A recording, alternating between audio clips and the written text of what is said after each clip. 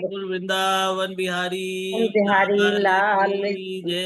जय जय। जय श्री राधे राधे श्याम श्याम।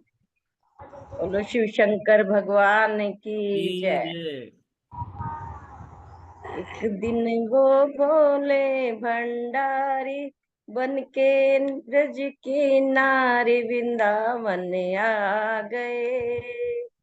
एक दिन वो भोले भंडारी बन के ब्रज की नारी वृंदावन आ गए। पार्वती बिमना के हारी न माने त्रिपुरारी वृंदावन आ गए। पार्वती बिमना के हारी न माने त्रिपुरारी वृंदावन आ गए। पार्वती से बोले मैं भी चलूंगा तेरे साथ में। पार्वती से बोले मैं भी चलूंगा तेरे साथ में। राधा संग श्याम नाचे मैं भी नाचूंगा तेरे साथ में। राधा संग श्याम नाचे मैं भी नाचूंगा तेरे साथ में।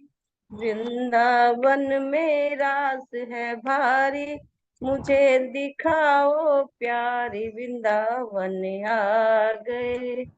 वृंदावन में रास है भारी मुझे दिखाओ प्यारी वृंदावन आ गए। एक दिन वो भोले भंडारी बन के ब्रज की नारी वृंदावन आ गए।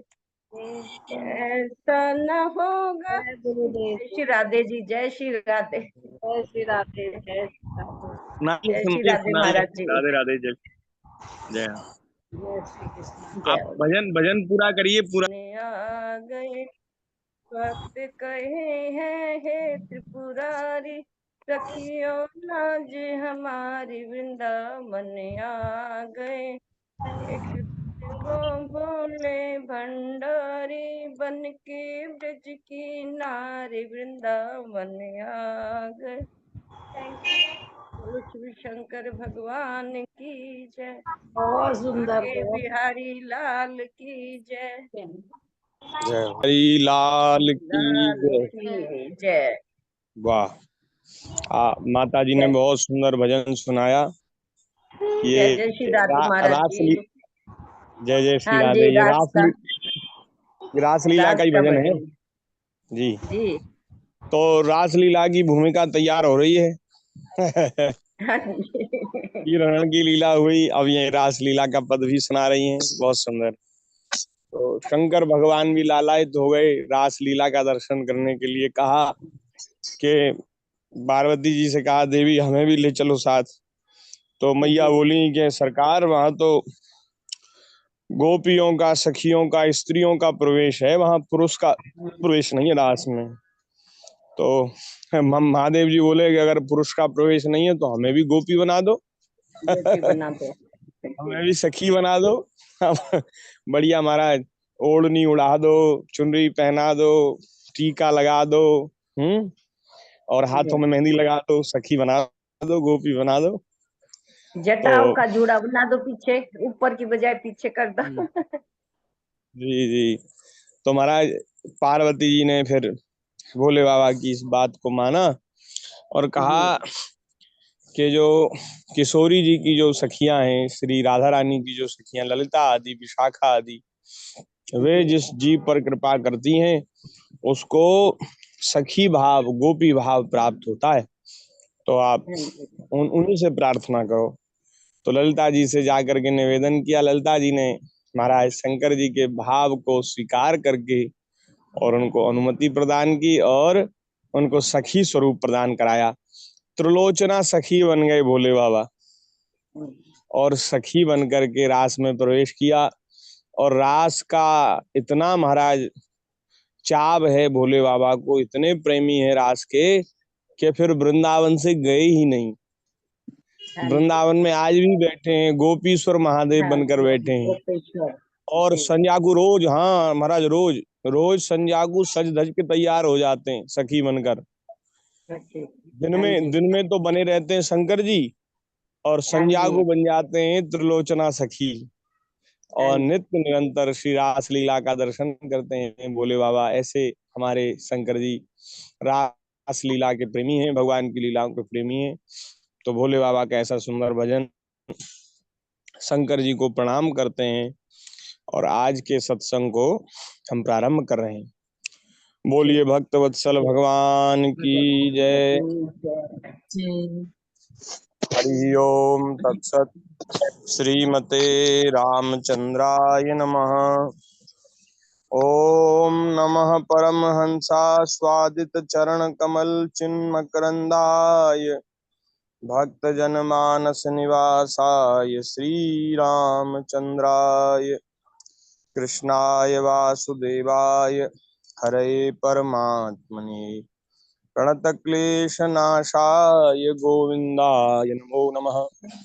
सीतानाथ समारंभां श्रीरामानन्दार्य मध्यमाम् अस्मदाचार्यपर्यन्तां वन्दे श्रीगुरुपरम्पराम्। गुरुर्ब्रह्मा गुरुर्विष्णुः गुरुर्देवो महेश्वरः गुरुर्साक्षात् परब्रह्म तस्मै श्री गुरुवे नमः। प्रहलाद नारद पराशर पुंडरीक व्यासाम्बरीश शुक शौनक भीष्म दालव्यान रुक्मांगदार्जुन वशिष्ठ विभीषणादीन पुण्यानिमान् परम भागवतान् नमामि। चार युगन में भक्त जे तिनके पद की धूरी सर्वसु सिर धरि राखियो मेरी जीवन मूरी। भक्त भक्ति भगवंत गुरु चतुर नाम वपु एक इनके पद बंदन किए नाशे विघ्न अनेक। श्री राम जय राम जय जय राम। श्री राम जय राम जय जय राम। गाइए श्री राम। श्री राम जय राम जय जय जय राम, श्री राम जय राम जय जय राम, श्री राम जय राम जय जय राम। श्री राम जय जय राम। श्री राम श्री राम जय राम जय जय राम, श्री राम जय जय राम, सीताराम जय सीताराम। सीताराम जय सीताराम। सीताराम जय सीताराम, सीताराम जय सीताराम, राधे श्याम जय राधे श्याम। राधे श्याम जय राधे श्याम। राधे राधे श्याम जय राधे श्याम, राधे श्याम जय राधे श्याम, जय जय श्यामा जय जय श्याम। जय जय श्री वृंदावन धाम। जय जय जय जय जय श्याम श्याम जय जय जय जय श्याम, श्याम जय जय जय जय श्री श्री वृंदावन वृंदावन धाम, धाम। जय गौ माता जय गोपाल भक्त वत्सल प्रभु दीन दयाल। जय गौ माता जय गोपाल भक्त वत्सल प्रभु दीन दयाल। श्री राम जय राम जय जय राम। श्री राम जय राम जय जय राम। श्री राम जय राम जय जय राम। श्री राम जय राम जय जय राम। श्री राम जय राम जय जय राम। श्री राम श्री जय राम जय राम राम जय जय जय राम। राम। श्री राम जय राम जय जय राम। श्री श्री राम राम जय जय राम राम जय जय जय जय राम। राम। बोलिए श्री सीतारामचंद्र भगवान की जय। श्री वृंदावन बिहारी लाल की जय। जय श्री उमा महेश्वर भगवान की जय। जय श्रीमद् भागवत महापुराण की जय। जय श्री सुखदेव जी महाराज की जय। जय 84 कोश ब्रजमंडल धाम की जय। जय श्री यमुना महारानी की जय। जय श्री वृंदावन धाम की जय। जय श्री गोपेश्वर महादेव की जय। जय श्री गिरिराज महाराज की जय। जय श्री सद्गुरुदेव भगवान की जय। अब संत हरि भक्तन की जय। जगत जननी पूज्या गौ माता की जय। जय जय श्री राधे। जय जय श्री सीताराम। हर हर महादेव। सीताराम राधे श्याम जय राधे श्याम। नारायण नारायण नारायण। हरि शरणम भक्तवांछा कल्पतरु भक्त वत्सल शरणागत वत्सल दीनबंधु दया सिंधु असंख्येय कल्याण गुणगण निलय अकारण करुणा अरुणालय भक्त वत्सल भगवान श्री वृंदावन बिहारिणी बिहारी जी की हम सब लोगों के ऊपर अतिशय कृपा करुणा है, जिसके फलस्वरूप हम सब लोगों को मनुष्य जीवन का सर्वोत्कृष्ट लाभ सत्संग श्रीमद् भागवत जी की मंगलमयी रसमयी कल्याणमयी कथा के माध्यम से प्राप्त हो रहा है। सत्संग की प्राप्ति हो रही है। भगवान की बड़ी कृपा है। हम सब लोग बड़े भाग्यशाली हैं जो अपने अपने घरों में बैठ कर के ही विज्ञान के उपयोग से हम भागवत जी की रसमयी चर्चा कर रहे हैं। खूब विस्तार से चर्चा हो रही है। खूब आनंद लेकर रस लेकर के हम चर्चा कर रहे हैं। तो लगभग 1 साल 1 वर्ष होने वाला है, थोड़ा आगे पीछे। तो इतना 11 महीना 10-11 महीना तो हो गया और हम भागवत जी की चर्चा करते करते 10वें स्कंध में पहुंचे।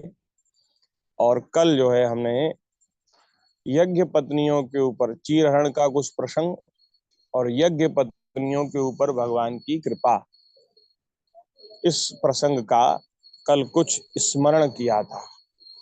आज वहीं से आगे हम प्रारंभ कर रहे हैं। कल आप लोगों ने श्रवण किया कि ठाकुर जी अपने सखाओं के साथ वन विहार कर रहे थे। तो सखाओं ने कहा, प्यारे श्री कृष्ण, तुमने अनेक राक्षसों से हमारी रक्षा की है। महाराज, एक राक्षस हमें बड़ा सता रहा है। कौन? बोले भूख रूपी राक्षस। ये भूख पिशाचनी हमको सता रही है और महाराज इससे आप हमारी रक्षा कीजिए, हमारे भोजन की व्यवस्था कीजिए। तो ठाकुर जी ने कहा कि मथुरा के निकट हैं हम, यहाँ से थोड़ी सी दूर पर यमुना जी के किनारे ब्राह्मण यज्ञ कर रहे हैं। तो जा करके उनके घर से कुछ मांग लाओ खाने के लिए। तो ब्राह्मण तो महाराज बड़े सदाचारी पवित्र होते हैं, बड़े उदार होते हैं, वो मना नहीं करेंगे, दे देंगे। तो महाराज गए सखा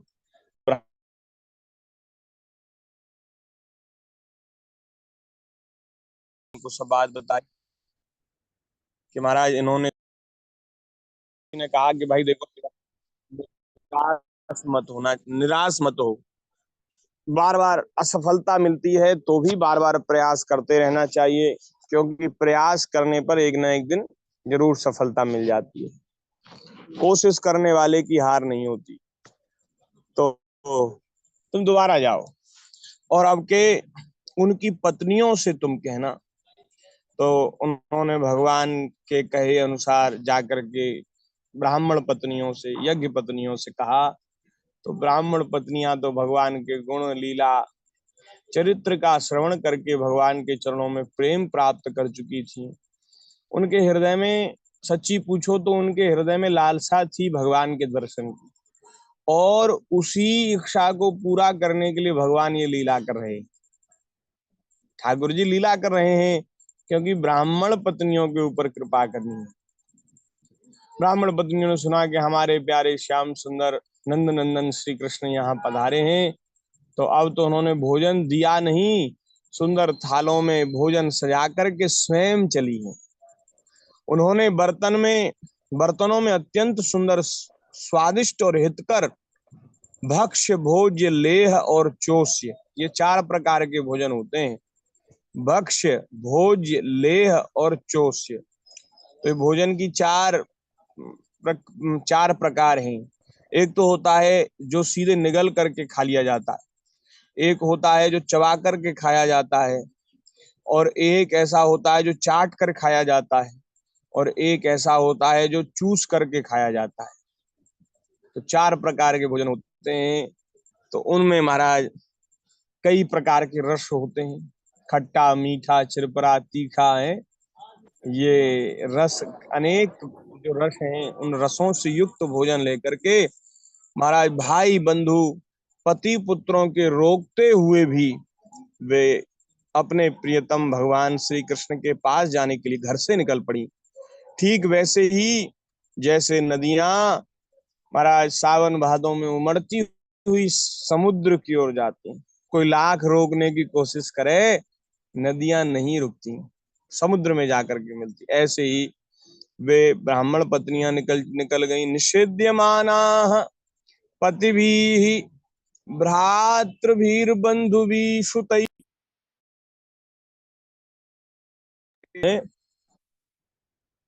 वो महाराज निकल गई।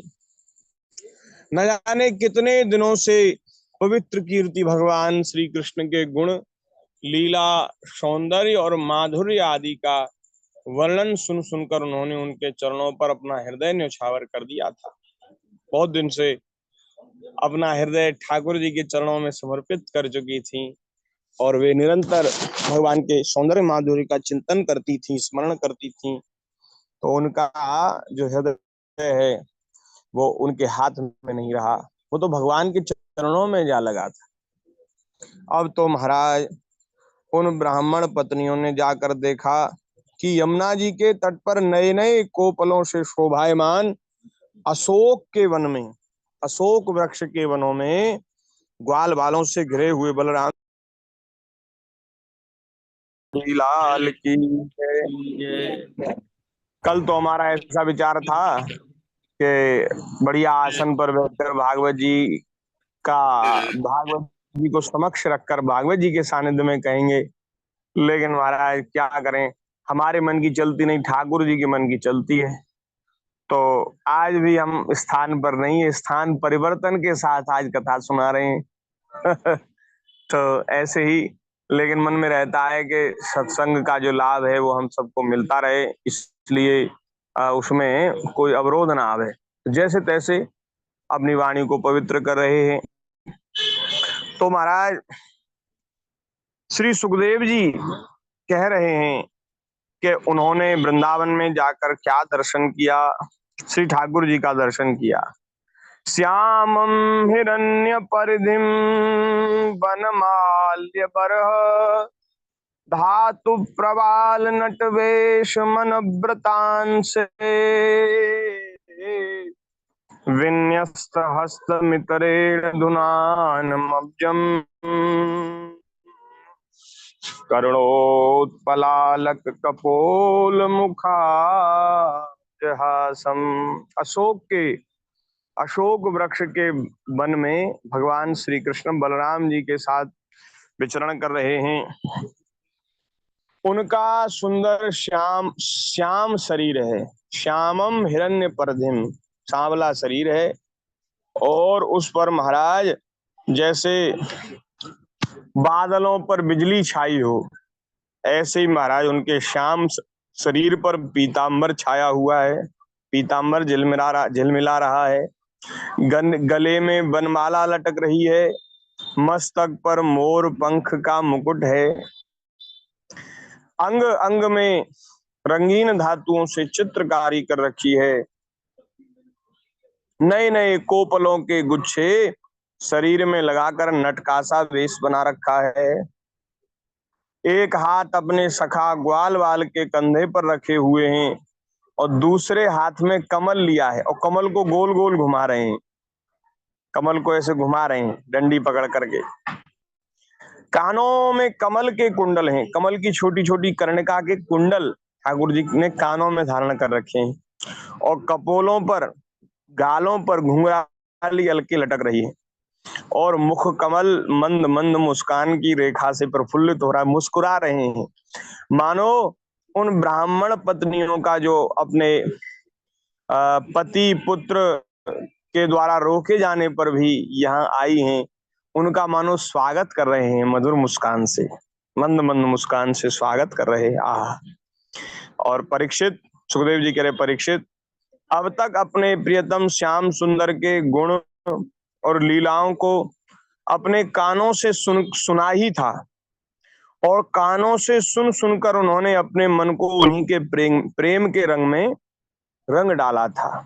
अभी उन्होंने प्रत्यक्ष भगवान को नहीं देखा था, कानों से भगवान की लीला कथा गुण श्रवण किए थे, और महाराज अपने हृदय में खूब प्रेम का रंग चढ़ गया था उनके, और उसी में प्रेम के रस में हृदय को सराबोर कर दिया था।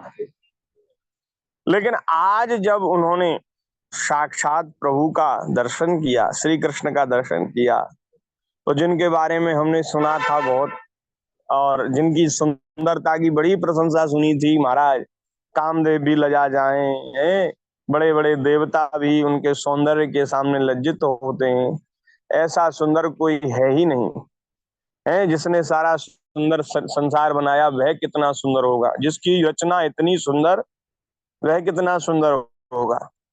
तो जिसके बारे में हमने सुना था, खूब सुना था, वे जब नेत्रों के सामने आए तो फिर तो क्या था महाराज, उनकी सुंदरता देखते ही बनती थी।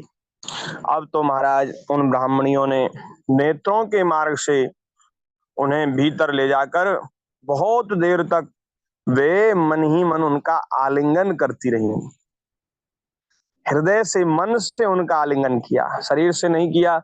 शरीर से करने में संकोच लगता है, लेकिन मन से करने में तो स्वतंत्रता है। मन से आलिंगन किया, और इस प्रकार उन्होंने अपने हृदय की बहुत व्याकुलता, बहुत जलन शांत की, ठीक वैसे ही जैसे जागृत और स्वप्न अवस्थाओं की वृत्तियां यह मेरा इस भाव से जलती रहती हैं, परंतु सुषुप्ति अवस्था में उसकी अभिमानी प्राज्ञ को पाकर उसी में लीन हो जाती है, उनकी सारी जलन मिट जाती है। प्रिय परीक्षित, भगवान सबके हृदय की बात जानते हैं, सबकी बुद्धियों के साक्षी हैं। उन्होंने जब देखा कि ब्राह्मण पत्नियां अपने भाई बंधु और पति पुत्रों के रोकने पर भी सब सगे संबंधियों और विषयों की आशा छोड़कर केवल मेरे दर्शन की लालसा से ही मेरे पास आई हैं, तब उन्होंने उनसे कहा, उस समय उनके मुखार बिंद पर हास्य की तरंगें थीं। भगवान ने कहा स्वागतम वो महाभागा आस्यताम करवाम किम यन्नो दिद्रक्षया प्राप्ता उपपन्नमिदं हि वः। हे महाभाग्यशाली देवियों, तुम्हारा स्वागत है। आइए आइए, विराजमान हो जाइए, बैठिए, कहिए हम आपकी क्या सेवा करें, क्या स्वागत करें, आपका क्या प्रिय कार्य करें। हमें मालूम है कि तुम हमारे दर्शन की इच्छा से यहाँ आई हो और यह तुम्हारे जैसे प्रेमपूर्ण हृदय वालों के लिए ठीक ही है, योग्य ही है। जिनके हृदय में प्रेम होता है ना, वो भगवान के दर्शन के लिए लालायित रहते हैं, तो ये उनके लिए ठीक है। प्रेमियों को भगवान के दर्शन की इच्छा रहती है, तो तुम दर्शन के लिए आई हो तो अच्छा है। इसमें संदेह नहीं कि संसार में अपनी सच्ची भलाई को समझने वाले जितने भी बुद्धिमान पुरुष हैं, वे अपने प्रियतम के समान ही मुझसे प्रेम करते हैं। जैसे कोई संसार में यहाँ अपने प्रियतम को, अपने सबसे ज्यादा प्रियजन को चाहता है, ऐसे ही जो बुद्धिमान लोग हैं ना, वे ऐसे ही भगवान को चाहते हैं, जो बुद्धिमान है। और जो बुद्धिहीन है वे तो फिर संसार में सब जगह प्रेम करते हैं। उनकी बुद्धि की प्रामाणिकता सिद्ध नहीं होती, उससे बुद्धिमान सिद्ध नहीं होते, उससे वे मूर्ख ही सिद्ध होते हैं। क्योंकि ये संसार अस्थिर है, सब प्रारब्ध के बंधन से बंधे हैं। हाँ महाराज, कर्म की रस्सी में हम सब बंधे हैं और ऐसे कार्य कर रहे हैं जैसे कठपुतली। तो कठपुतली स्वतंत्र नहीं होती, जितने दिनों का जिससे जितना संबंध है वो रहता है, फिर उसके बाद संबंध टूट जाते हैं, लोग कहाँ के कहाँ चले जाते हैं। तो बताओ, ऐसे अस्थिर नाशवान संसार में हम आसक्ति करें, प्रेम करें, तो कितना उचित है। ये तो महाराज, ये तो धोखे का सौदा है, घाटे का सौदा है। इसलिए यहाँ प्रेम करने में बुद्धिमानी नहीं, बुद्धिमानी है ठाकुर जी में प्रेम करने में, श्री कृष्ण में प्रेम। तो जो बुद्धिमान पुरुष हैं वे अपने प्रियतम के समान मुझसे प्रेम करते हैं, और ऐसा प्रेम करते हैं जिसमें किसी प्रकार की कामना नहीं रहती, जिसमें किसी प्रकार का व्यवधान, संकोच, छिपाव, दुविधा या द्वैत नहीं होता। प्राण, बुद्धि, मन, शरीर, स्वजन, स्त्री, पुत्र और धन आदि संसार की सभी वस्तुएं जिसके लिए और जिसकी सन्निधि से प्रिय लगती हैं, उस आत्मा से, परमात्मा से, मुझ श्री कृष्ण से बढ़कर और कौन प्यारा हो सकता है। भैया, ये जो आत्मा है ना, इस आत्मा की सन्निधि से, इस आत्मा के कारण ही सब संसार प्रिय लगता है। आत्मा के लिए ही सब संसार प्रिय लगता है। नहीं तो आत्मा, ये शरीर जो है, शरीर तो जड़ है, नाशवान है। आत्मा निकल जाती है ना, तो फिर ना तो शरीर किसी को अच्छा लगता है, ना शरीर को कोई अच्छा लगता है। शरीर में तो फिर चेतना ही नहीं रहती। तो आत्मा की सन्निधि से ही सब कुछ अच्छा लगता है। और आत्मा कौन है? बोले वह आत्मा परमात्मा श्री कृष्ण में ही हूँ, मैं ही हूँ वो सब कुछ। तो उससे ज्यादा बढ़कर और कौन प्यारा हो सकता है? तो या भगवान से बढ़कर और कोई प्यारा नहीं है। हम लोग समझते नहीं है, लेकिन हम लोग प्रेम तो सब भगवान से ही करते हैं। जहां हमारा प्रेम है वहीं श्री कृष्ण है, लेकिन हमने उसको दूसरा नाम रूप मान लिया है, उसको भगवान स्वीकार नहीं किया। भगवान स्वीकार कर ले तो फिर बंधन न रहे, फिर तो महाराज सब जगह भगवान का दर्शन हो, भगवान का अनुभव हो, प्रेम की धारा हृदय में बह जाए, आनंद के समुद्र में जीव डूब जाए। तो ये अनुभव करना है। ये जो मनुष्य शरीर है ना, ये इन तमाम तरह के प्रपंचों में उलझने के लिए नहीं है। ये आत्मानंद की प्राप्ति करने के लिए, सुखी होने के लिए है, मौज के लिए है।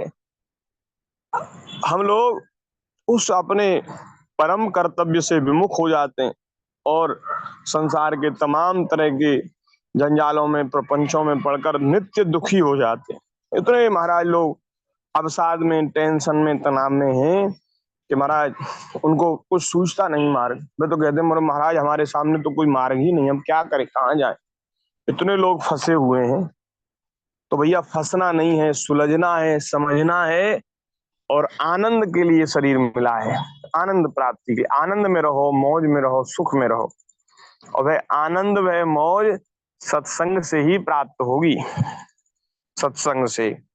तो सत्संग में ऐसी बातें होती हैं। ये जो आत्मा है इसी के कारण सारा संसार प्रिय है, इसी के कारण ये शरीर प्रिय है और इसी के कारण बुद्धि, मन, शरीर, स्वजन, स्त्री, पुत्र ये सब प्रिय हैं और वे आत्मा श्री कृष्ण हैं।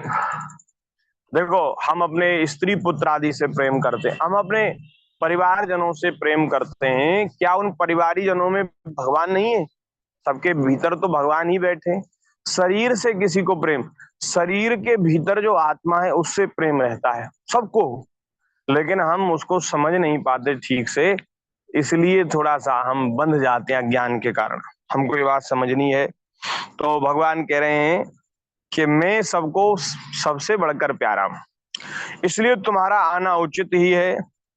मैं तुम्हारे प्रेम का अभिनंदन करता हूं, मैं तुम्हारे प्रेम का आदर करता हूं। अब तुम मेरा दर्शन कर चुकी, अब जो है आप अपने अपने घर लौट जाओ, अपने यज्ञशाला में लौट जाओ। तुम्हारे पति ब्राह्मण जो हैं वे गृहस्थ हैं, वे तुम्हारे साथ मिलकर ही अपना यज्ञ पूर्ण कर सकेंगे। यज्ञ महाराज, यज्ञ में जो गृहस्थ ब्राह्मण हैं, जो गृहस्थ जन है, ब्राह्मण नहीं कोई भी वर्ण हो जिनको यज्ञ करने का अधिकार है, ब्राह्मण, क्षत्रिय, वैश्य, उनको सपत्नीक बैठना चाहिए यज्ञ में। भले ही पत्नी आहुति न दें लेकिन फिर भी वो वहां बैठे, विराजमान हो, क्योंकि यज्ञ जो है पत्नी के साथ ही संपन्न होता है। तो भगवान कह रहे हैं कि तुम्हारे पति ब्राह्मण गृहस्थ हैं और उनको तुम्हारी आवश्यकता होगी यज्ञ पूर्ण करने में, तो इसलिए आप जाओ। वे आपके बिना अपना यज्ञ कैसे पूर्ण करेंगे, तो अब आप जाइए। तो ऐसा कह करके भगवान ने महाराज मानो उन ब्राह्मण पत्नियों के आशा अभिलाषा को एकदम नष्ट कर दिया, नष्ट भ्रष्ट कर दिया और निराश हो गई। उन्होंने कहा प्यारे श्री कृष्ण, हम सबसे लड़ झगड़ करके आई हैं आपके पास, लौटने के लिए थोड़ी आई हैं, आपके चरणों की प्राप्ति के लिए आई हैं, सदा सर्वदा के लिए आपके ही चरणों की सानिध्य में रहेंगी, ऐसा सोच करके आई हैं। तो उन ब्राह्मण पत्नियों ने कहा, हे अंतर्यामी श्याम सुंदर, हे प्रभु आप सबके भीतर की बात जानते हैं, आप जो कह रहे हैं ना, ये ऐसी बात आपको नहीं कहनी चाहिए। क्यों? क्योंकि आप बड़े मधुर हैं, बड़े कोमल हैं, आपकी वाणी भी कोमल, आपका स्वरूप भी कोमल, आपका स्वभाव भी कोमल, लेकिन महाराज ये जो बात आपने कही है इसमें तो महाराज निष्ठुरता भरी हुई है। तो आप इतने कोमल मुख से इतनी कठोर बात मत बोलो, ये आपके मुख पर शोभा नहीं देती। चली जाओ, चली जाओ, अब दर्शन कर लिया, अब बोले अब यहाँ क्या करोगी, तुम लौट जाओ। तो ये जो कठोर बात है ये आपके योग्य नहीं है।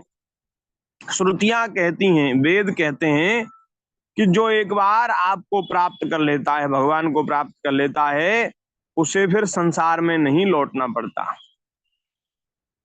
यद गत्वा न निवर्तन्ते तद्धामः परमं मम, जहां जाकर लौटना नहीं पड़ता, ऐसे हैं भगवान के चरण।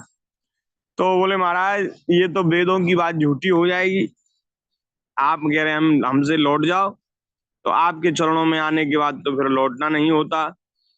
ये इसलिए आपको अपनी वेदवाणी सत्य करनी चाहिए, वेद जो है वो आपकी ही तो वाणी है, तो आप सत्य संकल्प हैं, आप सत्य से संपन्न हैं, आप महाराज कभी असत्य नहीं बोलते। तो वेदों में जो आपने कहा है उस अपनी बात को आप सत्य करिए।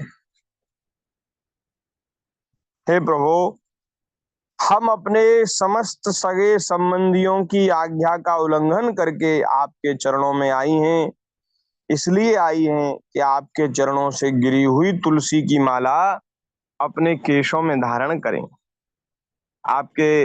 आपके चरणों में चढ़े हुए पुष्प वे अपने केशों में धारण करें, अपने मस्तक पर धारण करें। हम आपके चरणों की सेवा के लिए आए, अपना सर्वस्व समर्पित कर चुकी हैं।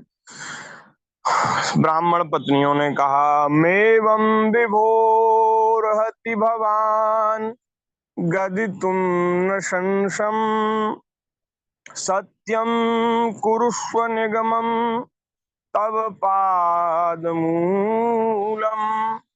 प्राप्ता वयं तुलसीदाम पदावसृष्टम केसे निवोळुमतिलंघ्य समस्त बंधु। ए प्रभु, ऐसा कठोर मत बोलिए। ये बात हमारे कोमल हृदय पर पत्थर के समान ये कठोर चुभने वाली बात है। ऐसा लगता है जैसे किसी ने तीर मार दिया हो हमारे हृदय में। हम तो अपना सर्वस्व आपके चरणों में समर्पित कर चुकी हैं, आपके चरणों की सेवा के लिए आई हैं, और आप कह रहे हैं चले जाओ, तो ये ठीक नहीं है।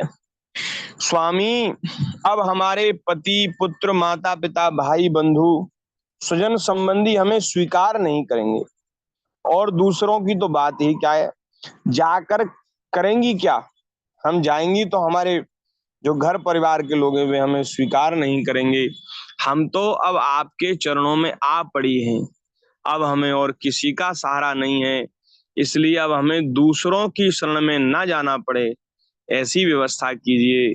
भगवान ने कहा, देवियों, तुम्हें मैंने स्वीकार कर लिया और निश्चित रूप से अब तुम मेरी हो, मैं तुम्हारा हूं, लेकिन भाई देखो, व्यवहार की दृष्टि से अब तुम्हें लौटना चाहिए। तुम्हारे पति पुत्र माता पिता भाई बंधु कोई भी तुम्हारा तिरस्कार नहीं करेंगे, उनकी तो बात ही क्या, सारा संसार तुम्हारा सम्मान करेगा। अरे तुम तो आदर्श बन गई, जब तक सृष्टि है तब तक तुम्हारी चर्चा होगी, तब तक तुम्हारे प्रेम का आदर होगा, तुम्हारे भाव का आदर होगा, तुम्हारी प्रशंसा होगी, सारा संसार तुम्हारा सम्मान करेगा। इसका कारण ये है कि अब तुम मेरी हो गई, मुझसे युक्त हो गई। जो भगवान का हो जाता है ना, जो भगवान का हो जाता है उसका महाराज फिर कहीं अपकर्ष नहीं होता, सदैव उसका यश होता है, सदैव उसकी कीर्ति होती है, बड़ाई होती है, प्रशंसा होती है। तो ऐसा कह करके भगवान ने कहा, और देखो अभी थोड़ा ठीक समय नहीं है, शरद पूर्णिमा की रात में रास लीला होनी है, महारास होना है, तो उसमें तुम्हारे लिए भी निमंत्रण है, उसमें आओ, उसमें आने के बाद फिर तुम्हें लौटना नहीं पड़ेगा, उसमें आ जाओ। अभी तो तुम थोड़े दिन अपना व्यवहार सब संभालो, सबको भंडारा है, सबको जरा निमंत्रण है सबको, रास लीला में आने के लिए किसी को मना ही नहीं है। और आज भी महाराज जरा निमंत्रण है सबके लिए, कोई भी जाना चाहे, कैसा भी कोई जीव हो, वो भगवान की सन्निधि प्राप्त करने के लिए, भगवान के दर्शन के लिए भगवान की ओर बढ़े, तो भगवान उसको जरूर स्वीकार करते हैं, आज भी स्वीकार करते हैं। कितने भाग्यशाली जीवों को आज भी वृंदावन में महाराज का दर्शन होता है। तो वृंदावन में कभी जाओ ना, तो कहीं एकांत, कहीं लता पता के वृक्ष के नीचे बैठ करके और बड़े भाव में भर करके कहना चाहिए, प्यारे आपके दिव्य रास विलास की लीला अब भी हो रही है, निरंतर हो रही है वृंदावन में, क्या हमारे ऊपर भी कभी कृपा होगी? क्या हम भी उसके अधिकारी कभी बनेंगे? उसके दर्शन अपने साधन से तो नहीं बनेंगे, लेकिन हमारे पास तो प्रार्थना का बल है, हम तो बस आपके चरणों में निवेदन कर सकते हैं, तो निवेदन करते हैं महाराज। अपने साधन से तो करोड़ों जन्मों में भी हम अधिकारी नहीं बनेंगे, लेकिन आपकी कृपा करुणा बड़ी बलवती है। आपकी कृपा में महाराज इतना सामर्थ्य है कि किसी अपात्र अयोग्य अनधिकारी को भी महाराज क्षण भर में अधिकारी बना दे, क्षण भर में योग्य बना दे। तो ऐसी बात ठाकुर जी से निवेदन करनी है, वृंदावन में कहीं लता पता वृक्ष के नीचे बैठकर। तो कभी ठाकुर जी कृपा कर ही देंगे नारायण, ऐसा हमें विश्वास है, कभी ठाकुर जी कृपा करेंगे ही। उनसे तो कृपा किए ना रहा नहीं जाएगा, क्योंकि कृपा सिंधु हैं, कृपा करने का उनका स्वभाव है। तो हम लोगों को ऐसा कहना चाहिए। देखो, जो हृदय से कृपा चाहते हैं ना, वो उनके ऊपर जरूर भगवान की कृपा होती है। हाँ, जो भीतर से जो भगवान से प्रार्थना करते हैं, उनकी प्रार्थना जरूर स्वीकार होती है। लेकिन हम लोग क्या है कि हम लोग तो बस ऐसे ही हैं, बात ही बनाते हैं, जा करके वृंदावन में भीड़ भाड़ में फंस जाते हैं। और भैया कहीं बैठने की तो फुर्सत ही नहीं। बोले अरे महाराज हमें तो जाना है, निकलना है, कहाँ बैठे, हमारे पास तो समय ही नहीं, टाइम ही नहीं। तो भैया भीड़ भाड़ का दर्शन करने के लिए आए थे, तो दुनिया में सब जगह भीड़ है, फिर यहाँ आकर के क्यों भीड़ बढ़ाई। पर चलो ठीक है, किसी भी भाव से कोई कैसे भी जावे, भगवान के धाम के स्पर्श से उसके पाप तो नष्ट होते ही हैं, उसको लाभ तो होता ही है। लेकिन लेकिन सर्वश्रेष्ठ सर्वोत्तम लाभ तभी है जब कहीं घंटा आध घंटा बैठ करके और हम उनको पुकारें, और उस पुकारने के समय में यदि हमारे नेत्र गीले हो जाएं, तो समझना चाहिए कि ठाकुर जी कहीं आसपास ही बैठे हैं, अभी दर्शन नहीं दे रहे हैं। अभी थोड़े शर्मा रहे हैं, सकुचा रहे हैं, लेकिन बैठे हैं, हाँ आसपास ही बैठे हैं। हाँ, बहुत तो सुंदर ऐसा, युक्ति प्रभु जी, बहुत सुंदर युक्ति। हाँ, तो भैया ऐसे ही है, तो भाव का खेल है, सब भावना का खेल है। तो भावना यदि ऐसी बन जाएगी तो ठाकुर जी कभी पहले पहले शर्माते हैं, थोड़ा संकोच करते हैं, और एक बार इनकी झिझक खुल गई फिर तो महाराज ये संग बने रहते हैं। माई मेरे श्याम लग्यो ही संग डोले, जहां जाऊं तहां ही उठ धावे, बिना बुलाए मुझे बोले, क्या बात। माई मेरे श्याम लग्यो ही संग डोले। बोले मैं जहां जाती हूँ उससे पीछा नहीं छूटता, हाँ, जहां जाती हूँ वहीं पीछे आता है, और मैं नहीं बोलना चाहती ये मुझसे बोलता है माई मेरे। ये तो गोपी का भाव है। तो गोपी कह रही है अरे सखी मेरे तो श्याम सुंदर संग ही लगी डोलते हैं, और महाराज मैं तो दुनिया के सब काम करना चाहती हूँ, लेकिन ये कुछ करने ही नहीं देते। ये कहते मुझसे बात कर, मुझसे बतरा, मुझसे बोल। तो अब मैं क्या करूं, कैसे करूं, मेरी तो विचित्र गति हो गई। तो माई मेरे श्याम लगे हुई संग डोले। हाँ, तो देखूं तो श्याम मई है, सब जगह श्याम सुंदर ही नजर आते हैं। ये होता है, ऐसी स्थिति महापुरुषों की होती है, हमने ऐसा सुना है। तो भगवान ऐसी कृपा करें। तो नारायण जरा निमंत्रण है, जरा वृंदावन में आओ और रासलीला का दर्शन करो, और भैया अपने भीतर ऐसी ऐसी एक लगन हम लोग उत्पन्न करें, पैदा करें, कि जिससे हम लोग भगवान के उस दिव्य रास विलास के दर्शन के पात्र बन जाएं। तो भगवान ने कहा उस समय तुम आना, और उस समय तुम्हें मेरी प्राप्ति हो जाएगी। देवियों, इस संसार में मेरे संग से ही मनुष्यों में मेरी प्रीति या अनुराग अनुराग कारण नहीं है। भगवान कह रहे हैं ये जरूरी नहीं कि मेरे साथ रह करके ही मुझ में प्रेम हो, मेरे साथ रहकर मुझ में प्रेम हो ऐसा आवश्यक नहीं। मेरा स्मरण करके, मेरा नाम लेकर और मेरी कथा का श्रवण करके दूर रहने पर भी प्रेम प्राप्त हो जाता। ये भगवान के वाक्य। कोई कहीं भी हो, कहीं भी रहे, और भगवान की कथा श्रवण करे। एक दिन हम कह रहे थे जो जहां है वहीं से भगवान की कथा श्रवण करे, सत्संग करे, तो उसको वहीं से कल्याण हो जाएगा, लाभ प्राप्त होगा। तो महाराज कोई कहीं भी हो, भगवान के नाम का आश्रय ले ले, भगवान की कथा श्रवण करे, और महाराज भगवान का स्मरण करे, चिंतन करे, उसको वहीं रहकर भगवान के प्रेम की प्राप्ति हो जाएगी। और प्रेम की प्राप्ति ही हमारा हमारा सर्वोत्तम लक्ष्य होना चाहिए, सबसे श्रेष्ठ लक्ष्य होना चाहिए भगवान के चरणों में प्रेम। हम कल कह रहे थे भगवान की प्राप्ति से भी ज्यादा श्रेष्ठ भगवान के चरणों में प्रेम की प्राप्ति है। प्रेम की प्राप्ति हो जाती है तो फिर कण कण में भगवान का दर्शन हो जाता, तिनके में भगवान का दर्शन हो जाता है। और यदि प्रेम नहीं है तो साक्षात भगवान आ जाए, उनमें भी भगवान का दर्शन नहीं होगा। तो प्रेम की प्राप्ति की बात है।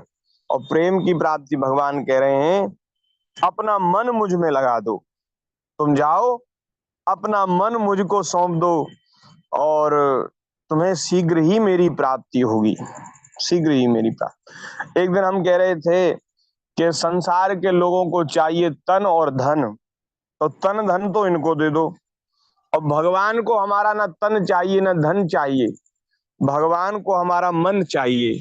तो विभाग कर लो भैया, समझदारी से विभाग कर लो। 3 चीजें हैं हमारे पास, तन मन धन, उसका बंटवारा कर दो।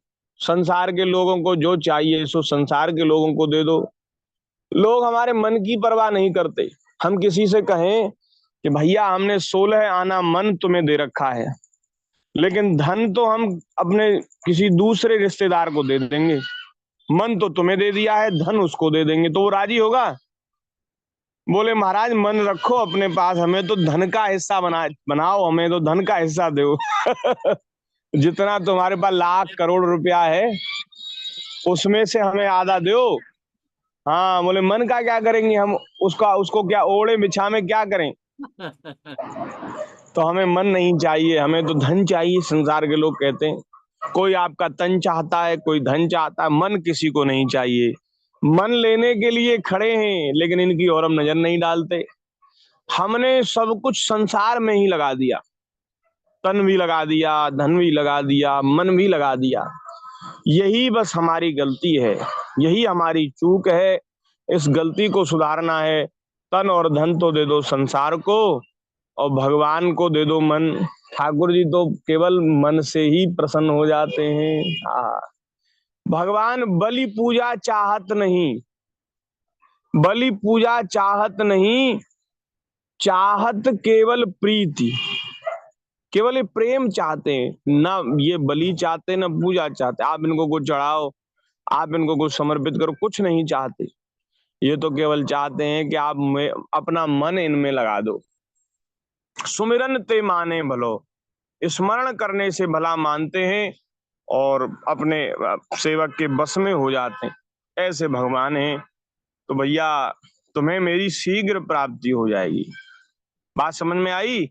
आज से यही काम करना है। आज के सत्संग का सार है ये कि धन और तन तो दे दो संसार को, लेकिन मन इनको मत दो, क्योंकि ये मन का आदर नहीं करते। देखो जहां तुम मन लगाओगे, जहां आसक्ति करोगे, वहीं से धोखा मिलेगा। या तो वे लोग तुम्हें छोड़ देंगे या हम उन्हें छोड़ देंगे। धोखेबाजी है संसार में। और यहाँ मन लगाने में फायदा नहीं, मन लगाने से दुख होता है। तो इसलिए मन संसार से हटा देना है, भगवान में लगा देना है। और सब व्यवहार करते रहो। भगवान की सेवा है, सब में भगवान है। अपना कर्तव्य पूरा करते रहो और भगवान का स्मरण करते रहो। एक वो है ना पद है, सीताराम सीताराम सीताराम कहिए, जाहि विधि राखे राम ताहि विधि रहिए।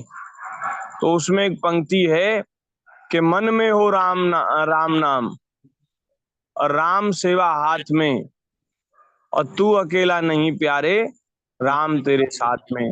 राम सेवा हाथ में मतलब जो हमारा कर्तव्य है, जो शास्त्र सम्मत जो हमारा कर्म है, उस कर्म को करते रहें, वो भगवान की आज्ञा ही है।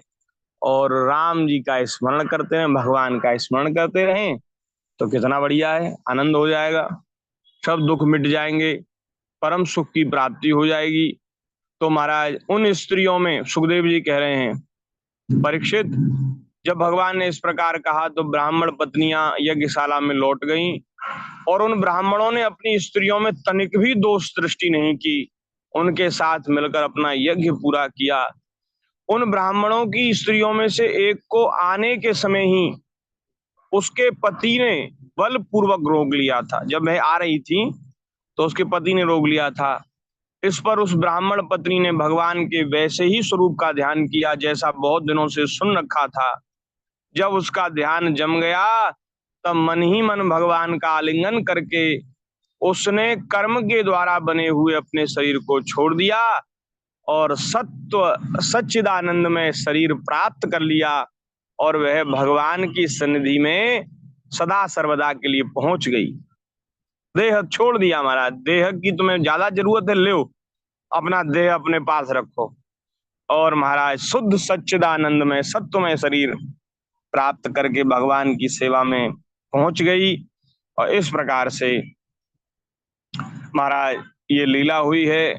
अब महाराज ब्राह्मणों ने पश्चाताप किया है, बड़ी सुंदर सुंदर बातें हैं, तो उसकी चर्चा हम भगवान की दया से कल करेंगे।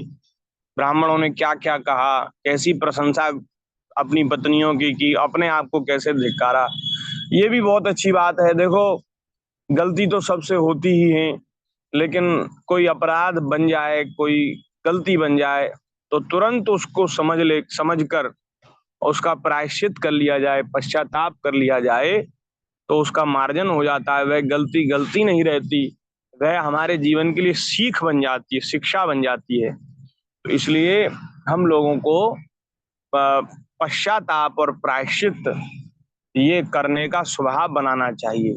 हम तो गलती करते हैं, लेकिन तुरंत ही हमें सावधान होकर उस अपराध का मार्जन कर लेना चाहिए कि ये जो हुआ गलत हुआ, अब ये नहीं होना चाहिए, आगे नहीं होगा ऐसा। भगवान के चरणों में इन्हीं शब्दों के साथ प्रणाम करते हैं और आज के सत्संग को भगवान के श्री चरणों में समर्पित करते हुए अपनी वाणी को विराम करें। उससे पहले 2 मिनट भगवान के नाम का कीर्तन कर लें। बोलिए भक्त वत्सल भगवान की जय। हरि शरणम हरि शरणम हरि शरणम हरि शरणम हरि शरणम हरि शरणम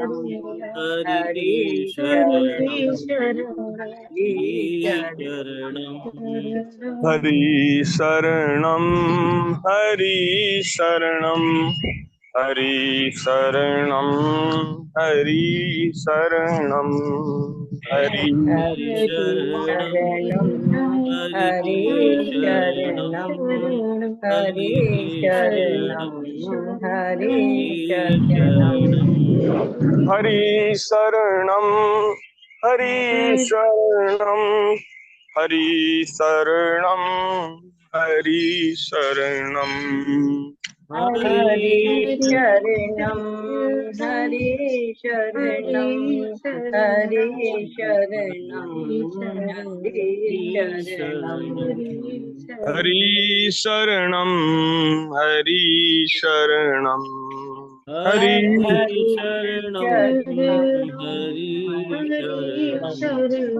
हरि शरणम हरि शरणम हरि शरणम श्री वृंदावन बिहारी लाल की जय। जय जय श्री राधे।